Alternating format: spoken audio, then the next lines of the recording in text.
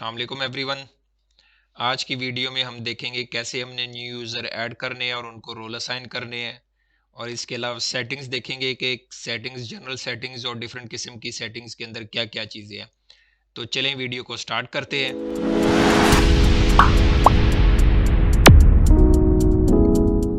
First of all हमने user कैसे add करने हैं, तो हम ये यूज़र की टैब पे आते हैं और यहाँ पे मैं ऑल यूज़र्स पे क्लिक करता हूँ। तो ये हमारे पास यूज़र्स का पैनल आ गया है। कोई अगर हमारे पास जो इसके पास एडमिनिस्ट्रेशन की एक्सेस है वो दूसरे यूज़र्स को डिलीट भी कर सकता है और नए यूज़र्स ऐड भी कर सकता है। तो नए यूज़र ऐड करने के लिए आपने क्या करना है कि यहाँ पे ये ऐड न्यू का बटन आपको शो हो रहा है, आप इस पर भी क्लिक कर सकते हैं और यहाँ पे जो ऐड न्यू का आ रहा है यहाँ पे भी क्लिक कर सकते हैं। आपकी मर्ज़ी, आप जिस मर्ज़ी पे क्लिक करें। तो मैं इस पर क्लिक करता हूँ। तो हमारे पास ये कुछ सेटिंग्स आ गई हैं, वो हमने फिल करेंगे तो हमारे पास यूज़र रोल बन जाएंगे। फर्स्ट हमारा यूज़र नेम क्या हो, जैसे मैं कोई यूज़र नेम सेलेक्ट कर लेता हूँ, राशि नवाज़। अब यहाँ पे ईमेल देनी है, हमने कोई भी ईमेल दे सकते हैं हम। अभी मैं ये अपनी ईमेल दे देता हूँ। फर्स्ट नेम क्या है मेरा, या किसी यूज़र का जो आप यहाँ पे लिखना चाह रहे हैं वो यहाँ पे आप फर्स्ट और लास्ट नेम उसका दे दें। अगर उसकी वेबसाइट कोई है तो वो भी दे दें। पासवर्ड आप खुद से भी मर्ज़ी से लिख सकते हैं या यहाँ से जनरेट किया हुआ पासवर्ड भी आप यूज़ कर सकते हैं। तो मैं पासवर्ड यही रहने देता हूँ। यहाँ पे ये मैंने पासवर्ड इसका सिलेक्ट कर लिया। अब ये है कि जब भी मैं नया यूज़र क्रिएट करूँगा, यहाँ पे जो राशि नवाज़ और ईमेल लिखा है, तो यहाँ पे मैं जब भी नया यूज़र ऐड करूँगा तो उसके पास ईमेल चली जाएगी कि आपको वहाँ पे new user as a role assign किया गया है। तो यहाँ पे हमारे पास, उसके बाद यहाँ पे हमारे पास आ रहा है रोल। तो आप कौन सा रोल देना चाह रहे हैं उस यूज़र को। अब ये है कि हमारी वेबसाइट्स के ऊपर हमने डिफरेंट अक्सर लोग रखे होते हैं कि वो डेली ब्लॉग्स वगैरह या कंटेंट राइटिंग का काम करते होते हैं या पोस्ट करते हैं। तो उसके लिए हमने बंदा रखा होता है। तो ऐसे बंदे को हम एडिटर या ऑथर का एडिटर या ऑथर का रोल दे देते हैं, ताकि वो आए सिर्फ यहाँ से वो ब्लॉग्स जो उनसे या ब्लॉग पोस्ट वगैरह ऐड कर सकता है, पब्लिश कर सकता है। उसके अलावा वो चीज़ें नहीं कर सकता अगर हम ऑथर सेलेक्ट करेंगे। तो इससे ये होता है कि वो सिर्फ आके उसको थोड़ी सी जो बैक एंड वर्डप्रेस का होता है उसकी एक्सेस होती है कि वो सिर्फ आके ब्लॉग आके पब्लिश कर सकता है। कोई भी ब्लॉग जो उनसे वो लिख के उसको पब्लिश कर सकता है या डिलीट कर सकता है। इसके अलावा वो किसी ये पेजेस या दूसरी जो हमारी डैशबोर्ड की सेटिंग्स है उनको नहीं छेड़ सकता। तो ये बहुत ज़रूरी चीज़ें होती हैं। आपने देखना है, अगर आप एडमिनिस्ट्रेटर की किसी को एक्सेस दे देंगे तो उसके पास, जैसे हमारे पास ये डैशबोर्ड खुला हुआ है, तो उसके पास भी ये सब सेटिंग्स आ रही होंगी, प्लगइन्स, अपीयरेंस, ये वो सब चीज़ें, या पूरी की पूरी वेबसाइट ही डिलीट कर सकता है। तो आपने इस चीज़ का ध्यान रखना है। तो जैसे मैं इसको ऑथर का रोल दे देता हूँ और यहाँ पे मैं ऐड न्यू यूज़र पे क्लिक करता हूँ, तो हमारे पास ये यूज़र बन गया है। ये देखें यहाँ पे उसका रोल आ रहा है। अगर वो कोई पोस्ट करेगा तो यहाँ पे हमारे पास लिखा आएगा कि उसने कितनी पोस्ट की हैं अब तक की। उसका नेम आ गया और उसका यहाँ पे यूज़र नेम भी आ गया। इसका हम पासवर्ड रीसेट अगर वो करना चाह रहा है तो हम उसे खुद सेंड पासवर्ड रीसेट की भी ईमेल उसके पास चली जाएगी, वो उसका पासवर्ड रीसेट भी कर सकता है। अगर मैं इसको डिलीट करना चाहता हूँ तो मैं यहाँ से डिलीट भी कर सकता हूँ। तो ये थी हमारी यूज़र्स की सेटिंग कि न्यू यूज़र हमने कैसे ऐड करना है। इसके अलावा हम प्रोफाइल पे जाते हैं।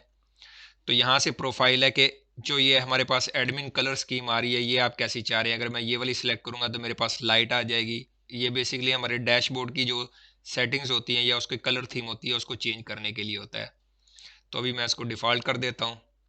उसके अलावा यहाँ से आप फर्स्ट नेम और लास्ट नेम भी चेंज कर सकते हैं। आप अपना यूज़र नेम नहीं चेंज कर सकते। आपने एक दफ़ा यूज़र नेम रख दिया वही रहेगा। उसके अलावा निक नेम जो उनसे है आपका ये रिक्वायर्ड, ये आप चेंज कर सकते हैं। डिस्प्ले एज ए पब्लिकली, जो मैं निकनेम रखूंगा या जो रखना चाह रहा हूँ, ये शो कराना चाह रहा हूँ, वो मैं यहाँ पे रख के यहाँ से चेंज भी कर सकता हूँ। ये वही हमारी ईमेल आ गई। वेबसाइट जो हमने ये practice.local डाली है, ये वेब प्रैक्टिस आ गई। अगर मैं अपने बारे में बायो लिखना चाह रहा हूँ या प्रोफाइल पिक्चर चेंज करना चाह रहा हूँ तो मैं वो सब चीज़ें यहाँ से चेंज कर सकता हूँ। यहाँ से मैं पासवर्ड भी अपना दोबारा से सेट कर सकता हूँ।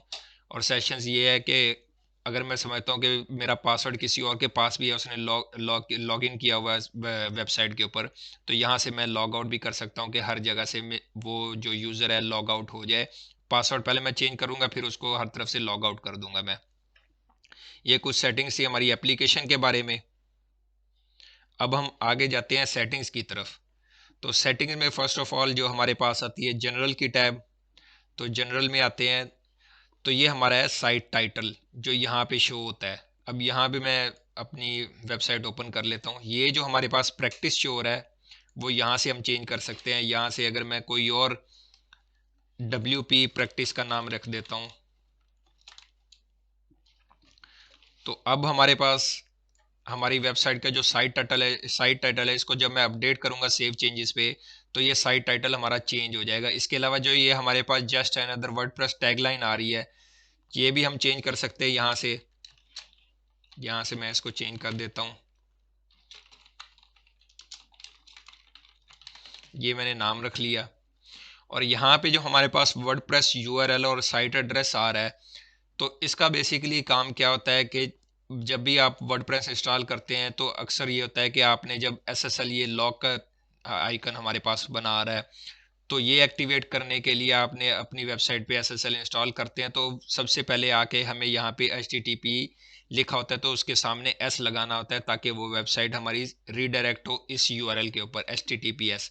ये सिक्योर URL होता है क्योंकि अगर ये वेबसाइट जब यहाँ पे नॉट सिक्योर लिखा होगा, अगर आपकी वेबसाइट के ऊपर आप कुछ चीज़ें सेल कर रहे हैं या आपने ई-कॉमर्स साइट बनाई हुई है तो कभी भी जो उनसे क्लाइंट है वो आके आपकी वेबसाइट से कोई चीज़ परचेज नहीं करेगा क्योंकि यहाँ पे लिखा आ रहा होता है साफ साफ लफ्ज़ों में कि आपकी वेबसाइट सिक्योर नहीं है। अगर आप यहाँ पे अपना कोई डाटा या क्रेडिट कार्ड नंबर वगैरह डालेंगे तो वो लीक भी हो सकते हैं।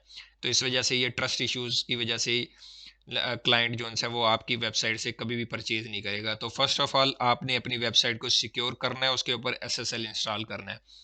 उसके अलावा यहाँ पे एडमिनिस्ट्रेटर ईमेल है वो भी आप चेंज कर सकते हैं। मेंबरशिप साइट जब भी आप जैसे कोई आप समझ लें जैसे आप मेंबरशिप एक वेबसाइट बना लेते हैं, आपने डिफरेंट किस्म की मंथली या ईयरली मेंबरशिप्स क्रिएट की होती हैं, गोल्ड होगी, प्लेटिनम होगी, इस किस्म की मेंबरशिप्स होती हैं, तब ये यूज़ होता है कि कोई भी आके रजिस्टर कर सकता है। तो ये नेक्स्ट आने वाली वीडियो में अगर हमने कभी मेंबरशिप साइट बनाई तो इंशाल्लाह इस ऑप्शन को भी देखेंगे। न्यू यूज़र रोल जब भी आपकी वेबसाइट के ऊपर कोई आके अकाउंट बनाए या मेंबरशिप के लिए साइन अप हो तो उसको कौन सा रोल मिलना चाहिए। तो हमेशा ये आपने सब्सक्राइबर ही रखना है, ऐसे ना हो कि आपने एडमिनिस्ट्रेटर कर दिया तो वो आके आपकी बैकएंड को भी एक्सेस कर सक रहा हो। तो ये चीज़ें, ये साइट लैंग्वेज है, ये जो हमारे पास इंग्लिश में सब कुछ आ रहा है या आगे हमारी फ्रंट एंड वेबसाइट पे शो होगा वो इंग्लिश के अंदर हो या किसी और लैंग्वेज के अंदर, वो भी हम यहाँ से चेंज कर सकते हैं। टाइम जोन वगैरह यहाँ से हम अपना टाइम जोन चेंज कर सकते हैं, जिस टाइम जोन के अंदर हम रह रहे हैं। पाकिस्तान का है तो इस्लामाबाद का या इस टाइप का हम अगर हम टाइम जोन रखना चाह रहे हैं तो वो भी चेंज कर सकते हैं। यहाँ पे आ रहा है डेट फॉर्मेट, आप किस किस्म की डेट फॉर्मेट चाह रहे हैं कि आपको डेट शो हो, ये भी चेंज कर सकते हैं। टाइम फॉर्मेट भी चेंज कर सकते हैं। वीक स्टार्ट्स ऑन, कि आपका वीक किस डे को स्टार्ट होता है, तो ये भी हम यहाँ से चेंज कर सकते हैं। अक्सर यह है कि पाकिस्तान में जुमे वाले दिन छुट्टी होती है फ्राइडे को, तो अगर वो वाला सीन है तो आपका वो भी चेंज कर सकते हैं। मैं इसको मंडे ही रहने देता हूँ, इसको मैं सेव चेंजेस करता हूँ।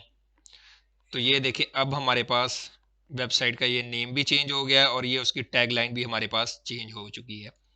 इसके बाद हमारे पास आता है राइटिंग का ऑप्शन। राइटिंग ये बेसिकली ब्लॉग्स वगैरह के लिए यूज़ होता है, मैंने आज तक कभी यूज़ नहीं किया। आप इसको रहने दें, आपके भी आगे कभी इस्तेमाल में नहीं आएगा, आप इसको ऐसे ही रहने दें। रीडिंग, रीडिंग के अंदर ये है कि आप अपना होम पेज किस पेज को सिलेक्ट करना चाह रहे हैं वेबसाइट के ऊपर। अगर आप का होम पेज ब्लॉग आर्काइव्स वाला पेज है जहाँ पे सब ब्लॉग पोस्ट आपकी शो नहीं है तो आप यही रहने दें। नहीं तो अगर आप होम पेज अलग से सिलेक्ट करना चाह रहे हैं और पोस्ट पेज आप अलग से सिलेक्ट करना चाह रहे हैं तो वो आप यहाँ से सिलेक्ट कर सकते हैं। स्टैटिक पेज पे क्लिक करें और यहाँ पे अगर आपने पेज कोई बनाया होगा होम पेज का तो वो आप होम पेज यहाँ से सिलेक्ट कर सकते हैं। मैंने आपको पिछली वीडियोस में बताया कि आपने किस तरीके से नए पेजेस ऐड करने हैं, वो मैं कार्ड सेक्शन में उस वीडियो को लिंक कर दूंगा। इसके बाद अगर हम डिस्कशंस में आए तो ये सब चीज़ें रिलेटेड है कि आपके वर्डप्रेस के कमेंट कब डिलीट हो जाएं, कितने अरसे बाद डिलीट हो जाएं या शो होने चाहिए, ये सब सेटिंग्स इधर है। मोस्टली ये क्लाइंट्स वगैरह यूज़ करें, वो भी नहीं यूज़ करते अक्सर, ना हमने कभी यूज़ की हैं। आप इसको रहने दें। अगर आप कहेंगे, अगर आप चाहते हैं कि मैं इसके ऊपर वीडियो बनाऊं तो कमेंट सेक्शन में आप बता दीजिएगा, तो इसके ऊपर मैं एक अलग से वीडियो बना लूँगा। उसके बाद है मीडिया।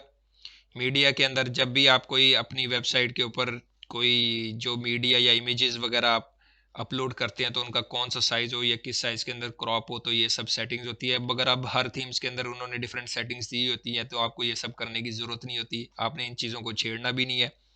उसके बाद आता है परमालिंक्स। परमालिंक्स होते हैं, जो मैंने आपको बताया था कि परमालिंक्स के अंदर आपने ये जो हमारे पास पाकिस्तान वर्सेस इंडिया या जो भी लिखा रहा है, ये हमारा परमालिंक है, आप ये इसको किस तरीके से चेंज कर सकते हैं। अगर हम इसको प्लेन लिखेंगे तो आगे यहाँ पे हमारा जो डोमेन नेम है उसके बाद 1 2 3 4 5 या ऐसे कुछ नंबर लिखे होंगे, उससे यूज़र को नहीं पता लगेगा वो किस चीज़ के ऊपर है। तो आपने हमेशा साइट जब भी आपने बनानी है तो सबसे पहले ये कुछ सेटिंग्स होती हैं, ये आपने चेंज करनी है। पोस्ट नेम पे आपने क्लिक कर देना और इसको ही रहने देना है हमेशा। इसके अलावा दूसरे स्ट्रक्चर आपने यूज़ नहीं करने। उसके बाद आता है प्राइवेसी।